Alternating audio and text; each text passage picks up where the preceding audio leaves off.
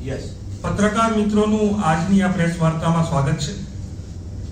છેલ્લા કેટલાય દિવસોથી સમાચારના માધ્યમોથી ખ્યાતિ નામનું એક કૌભાંડ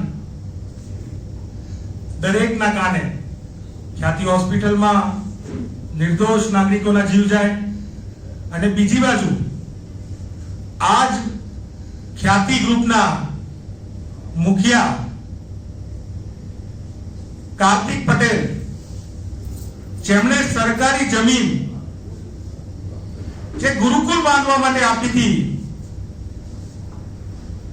ગરીબ વિદ્યાર્થીઓ માટે આપી હતી, સામાન્ય વિદ્યાર્થીઓ માટે આપી હતી, તેવી સારી 300 કરોડથી પણ વધુની કિંમતની એ રાચરડાની જમીન ઉપર પોતાના ખાનગી સોપાનો ઉભા કરી, શિક્ષણની હાટલો ઊભી કરી, ખાનગી ટ્યુશન ક્લાસીસને ભાડે આપી અને સરકારે જે નિયમોથી એ જમીન ફાળવી હતી તે દરેક નિયમોનું શરત ભંગ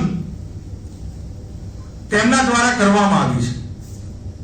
સામાન્ય વ્યક્તિ કદાચ કોઈ જગ્યા ઉપર ઝૂંપડું પણ બનાવી દે તો સરકાર તરત લેન્ડ ગ્રેબિંગ જેવા કાયદા લાગુ કરી દે છે. પણ આ ચમરબંધીઓ ઉપર દાદાનું બુલડોઝર ક્યારે ભરશે? હર્ષભાઈ સંઘવી જો કહેતા હોય કે કોઈ ચમરબંધીને છોડવામાં નહીં આવે તો આવા ચમરબંધીઓને ક્યારે પકડવામાં આવશે? આવા મોટા સવાલ ઉભા થાય. મોજે રાચરડાની ખાતા નંબર 910 પૈકી 6 સર્વે નંબર, જેની જગ્યા આશરે 93,582 વાર 93,582 વાર 33 વીઘા કરતા વધુ જગ્યા જે 1992 માં વિનય કમલેશ ગુરુકુલ નામના ટ્રસ્ટને સરકારે ગુરુકુલ બાંધવા માટે આપી હતી.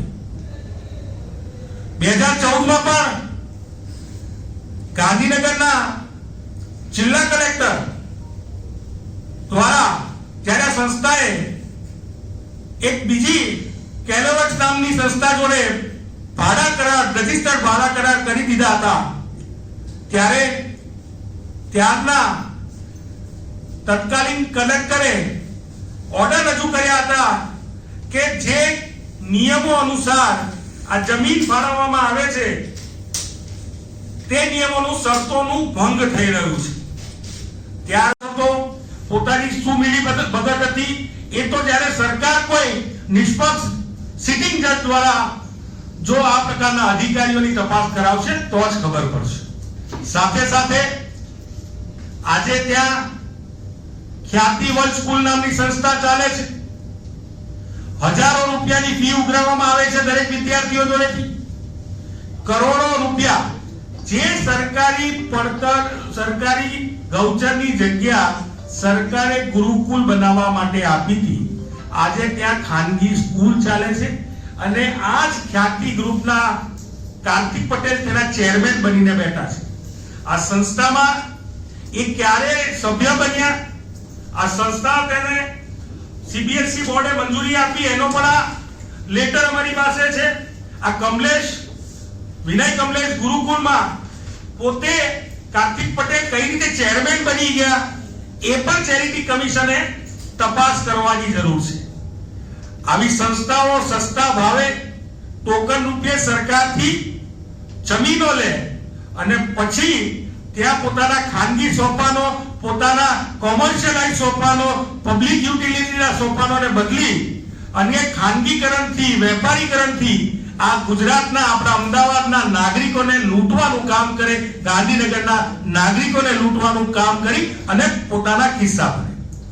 તાત્કાલિક સરકાર જોડે માંગણી કરીએ છીએ કે આ 350 કરોડથી પણ વધારે કિંમતની આ જમીન જે છે તેમાં તાત્કાલિક સરકારી પડતર દાખલ થાય અને જે મળતિયાઓએ શરત ભંગ કરી છે તેમના ઉપર પણ જો જોગવાઈ હોય તો તો લેન્ડ ગ્રેબિંગ જેવા કાયદા પણ લાગુ કરવા જોઈએ અને જે કરોડો રૂપિયાનું નુકસાન આ ગુજરાત સરકારને પહોંચી રહ્યું છે અને એની સાથે સાથે કરોડો રૂપિયાનું નુકસાન એ આપણા નાગરિકોને, કારણ કે મોંઘી ફી ઉઘરાઈને કરવામાં આવ્યું છે.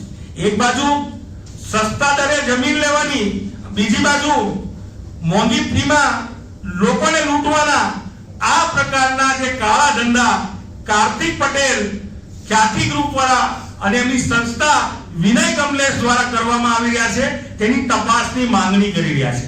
બધા જ ઓર્ડરોના કોપી અમારી પાસે છે. નિયમ ભંગ કર્યો છે તેનો ડિસ્ટ્રિક્ટ કલેક્ટરનો ઓર્ડર પણ અમારી પાસે છે. આવી તો શું ઘટના ઘટી? સરકારમાં કોની રહેમરા હતી? સરકારમાં કોને પ્રેમ હતો કે આ કાર્તિક પટેલને 350 કરોડની જમીનમાં નિયમ ભંગ કરવા છતાં પણ એ જમીન એમને આપી રાખવામાં આવી અને ખાનગી શાળા અને કોલેજોના નામે એમને લૂંટ કરવાની મંજૂરી આપવામાં આવી. એ સરકારના કયા લોકો હતા? એ સરકારના કયા અધિકારીઓ હતા? એ કયા નેતાઓ હતા કે જે આ કાર્તિક પટેલને આવા જમીન કૌભાંડોમાં મદદ કરી રહ્યા છે અને આવા જ કૌભાંડોમાં ક્યાંક હોસ્પિટલોમાં પણ મદદ કરશે? તેનું પણ આપના દ્વારા ધ્યાન દોરવા માંગુ છું. આવનારા સમયમાં આ મુદ્દે ચેરિટી કમિશન હોય કે રાજ્ય સરકારનું મહેસૂલ વિભાગ હોય, આ વિષયમાં અમે ત્યાં પણ રજૂઆત કરવાના છે. મુખ્યમંત્રીને પાસે જવું પડે તો ત્યાં પણ જશું અને પ્રધાનમંત્રી પાસે જવું પડે તો ત્યાં પણ જશું. અને ગુજરાત પ્રદેશ કોંગ્રેસ સમિતિના આદરણીય પ્રમુખ જ્યારે ખ્યાતિનો મુદ્દો સંસદમાં ઉપાડવાના છે ત્યારે અમે એમને પણ વિનંતી કરીશું કે આ પ્રકારના જમીન કૌભાંડ, આ પ્રકારની સંસ્થા અને કાર્તિક પટેલ જેવા લોકો દ્વારા આચરવામાં આવે છે તેની સામે કડકમાં કડક પગલાં લેવાય અને એક ઉદાહરણ રૂપ કિસ્સો બને તેવા પગલાં લેવાય તેવી ઉગ્ર માંગ કરી રહ્યા છે.